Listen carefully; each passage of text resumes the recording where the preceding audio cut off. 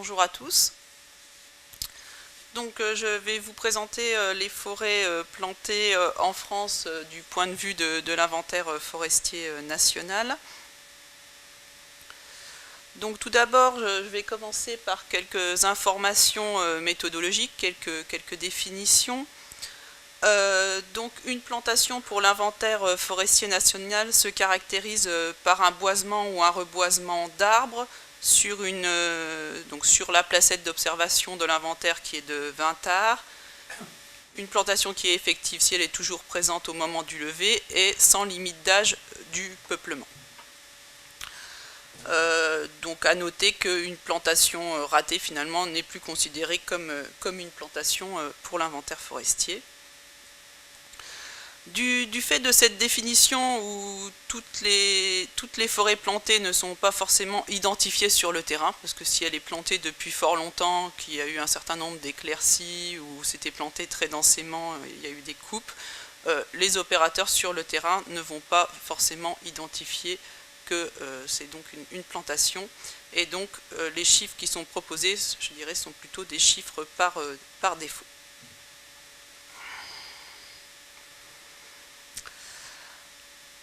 Donc vous pouvez voir donc sur cette carte donc la répartition des forêts plantées en France, donc avec bien sûr le massif landais, l'ensemble des plantations du massif central, plus réparties mais tout de l'ouest de la France, et puis donc dans les Vosges, dans les parties Vosges et Jura et les plaines attenantes.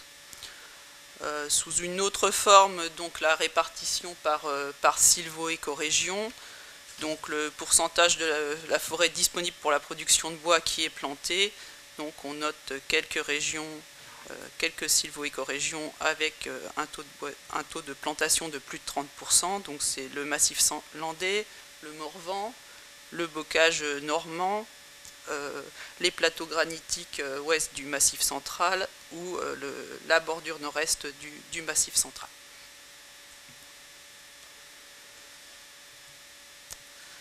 En termes de superficie, donc sur les 16,7 millions d'hectares de forêt en France, et donc 15,9 millions d'hectares de forêt disponibles pour la production, donc les forêts plantées représentent 13%, dont 1% de peupleraies et donc 12% d'autres plantations.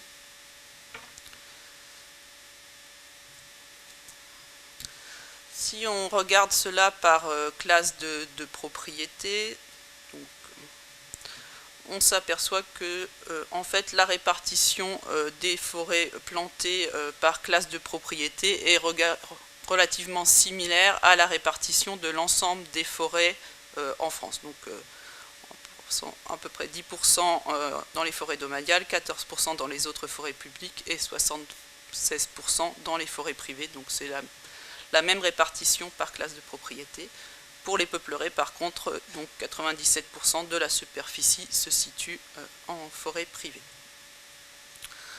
Si on croise cela avec les forêts ayant un plan simple de gestion, les forêts privées ayant un plan simple de gestion ou non, donc les forêts privées représentent à peu près 22%, avec plan simple de gestion, à peu près 22% de la superficie des forêts privées et 44% des superficies plantées.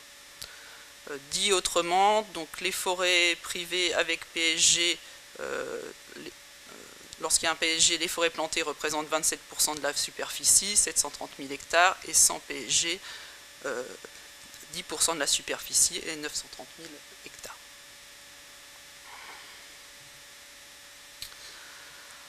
Si maintenant on regarde la répartition donc des forêts plantées par exploitabilité, donc c'est une exploitabilité physique, pente, longueur de l'itinéraire de débardage, présence d'un itinéraire de débardage. Donc on constate que la majorité des surfaces se situent dans des zones très faciles ou faciles pour l'exploitabilité, mais on constate cependant, dans les domaines, dans les classes d'exploitabilité difficiles, environ 300 000 hectares qui ont été plantés et qui représentent 6% de l'ensemble des forêts difficile d'accès. En termes d'essence, on a 80% de plantations résineuses et donc 20% de feuillus. On a environ 20 essences qui sont plantées sur plus de 10 000 hectares, dont 5 sur plus de 100 000 hectares, donc le pin maritime, le Douglas, l'épicéa commun, le peuplier cultivé et le pin laricio.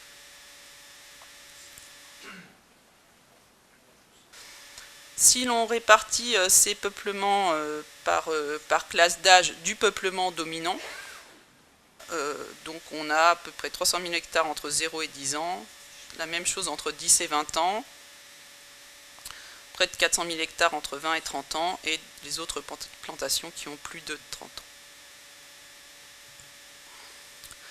Si on s'intéresse uniquement au peuplement non recensable, donc le peuplement non recensable, c'est les peuplements dont la majorité des arbres font moins de 7,5 cm de diamètre.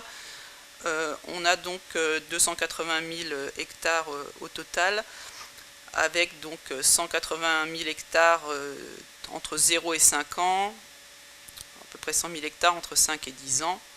Et donc pour 0,5 ans, cela représente à peu près 63% des superficies dans cette classe d'âge. En termes d'essence, on retrouve le pin maritime, le Douglas, chêne pédonculé, chêne rouvre, et puis un nombre assez divers d'autres feuillus, autres conifères.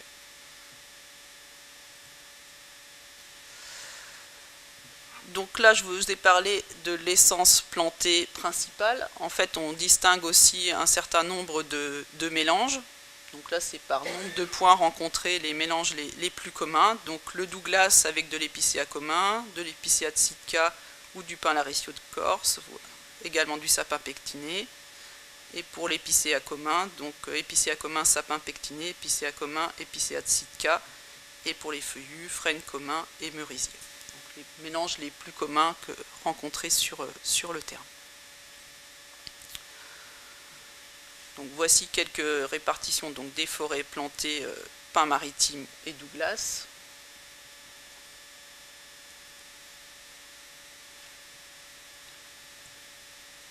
La même chose pour l'épicéa commun et le sapin pectiné.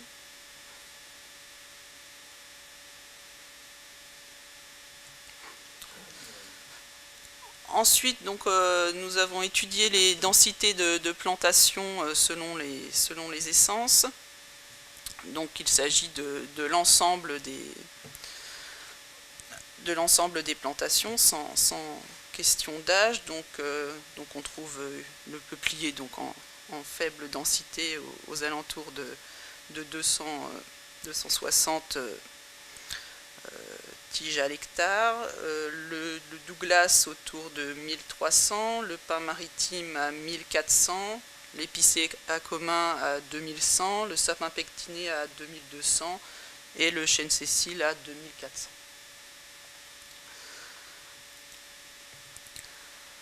Ces densités de plantation évoluent au cours du temps. Donc vous avez les différentes essences et puis donc l'âge croissant de gauche à droite de la plantation. Donc si on veut voir une évolution, on lit plutôt ça donc, de droite à gauche. Donc on constate que sur le chêne pédonculé, le chêne rouge, le hêtre et le frêne commun, on a une baisse légère des densités de plantation, que celle-ci par contre est beaucoup plus forte pour le chêne Cécile. Et est relativement, c'est à peu près stable pour le merisier. Pour les conifères, c'est relativement stable pour l'ensemble des conifères, donc à deux exceptions près, le pin maritime où la densité de plantation a tendance à remonter, et à l'inverse le sapin pectiné où elle a tendance à descendre. Donc, ensuite, une petite diapositive pour replacer ces chiffres vis-à-vis des statistiques des ventes des pépinières par IRSTEA, donc qui est compilé, des données qui sont compilées par IRSTEA. Donc on a 74 millions de plants au total en 2014-2015, dont environ 40 millions pour le pain maritime.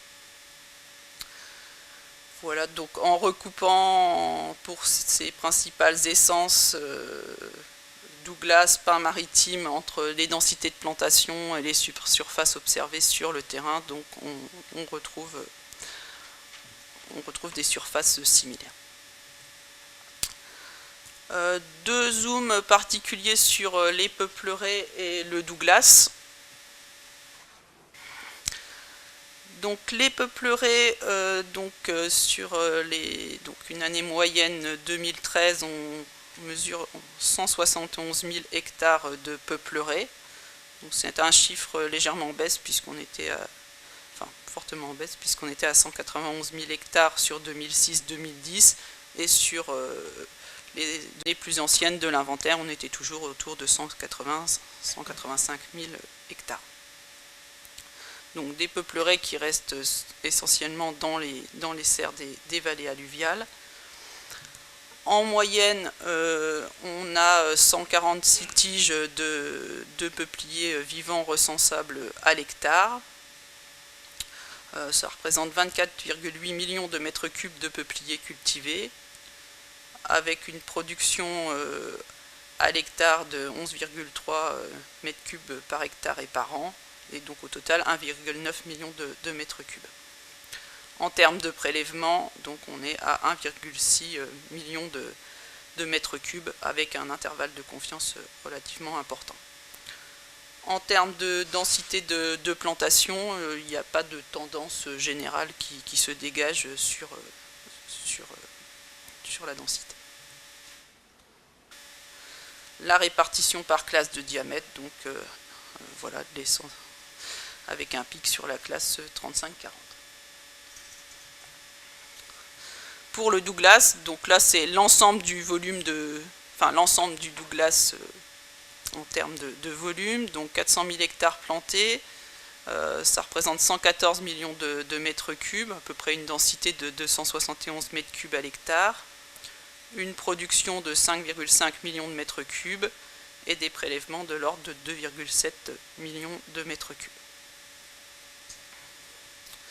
Si on regarde la répartition par classe de diamètre, donc on voit 55 cm et plus, on est à peu près à 20 millions de mètres cubes.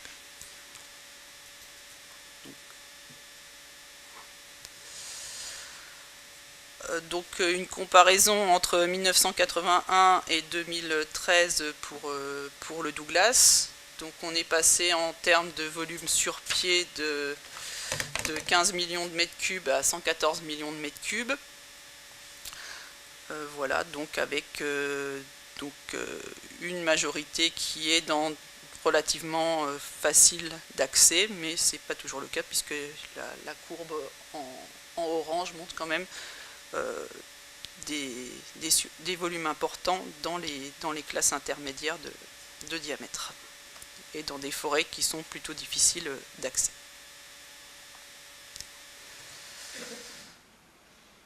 Voilà donc une perspective, un premier panorama. Les perspectives, je les ai plutôt vues sur l'évolution en fait de l'inventaire vis-à-vis des plantations. Donc depuis 2016, les campagnes d'inventaire, les agents lors des campagnes d'inventaire retournent sur les points visités 5 ans auparavant. Ils y notent un certain nombre d'informations, la modification de la couverture du sol éventuelle, des indicateurs de défrichement, le type de coupe qui a eu lieu sur la placette, en plus de la mesure habituelle des arbres, du devenir des arbres mesurés 5 ans auparavant, et puis donc une donnée sur l'installation de peuplement avec des données sur les distances sur la ligne, les distances entre les lignes, l'espèce plantée principale et secondaire. Donc cela devrait nous permettre de mieux qualifier en fait toutes les plantations de moins de 5 ans, puisque on retourne sur les mêmes points 5 ans après. On réfléchit également à 2 autres pistes, une estimation sur les dégâts de gibier un peu plus importante, et puis la prise systématique d'un âge de l'espèce plantée. Je ne suis pas trop rentré dans le détail, mais parfois donc on a l'âge du peuplement dominant, et ce n'est pas forcément l'âge de l'espèce qui est plantée, puisque la plantation est encore sous couvert. Donc voilà les quelques perspectives. Je vous remercie.